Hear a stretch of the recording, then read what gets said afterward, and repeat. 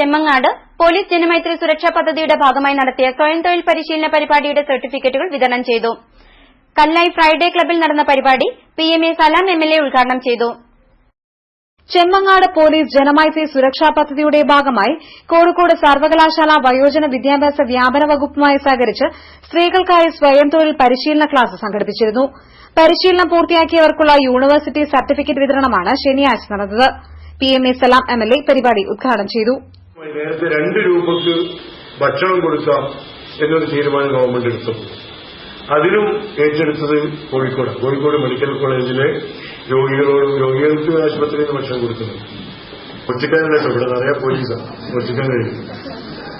അപ്പോ വളരെ ചുരുങ്ങിയ ചെലവിൽ നമ്മൾ പരസ്യം കാണാറുണ്ടല്ലോ, നമ്മുടെ കൊല്ലം സുപ്രീം അതിന്റെ പരസ്യം ടിവിയിൽ കാണാറുണ്ടല്ലോ.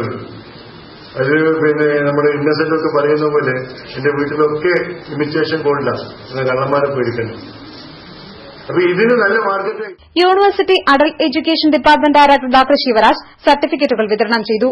Moideenkutty, TP Krishnan, advocate HA Musthafa, AT Moideen Koya, K Alikoya തുടങ്ങിയവർ സംസാരിച്ചു. News bureau, Kozhikode.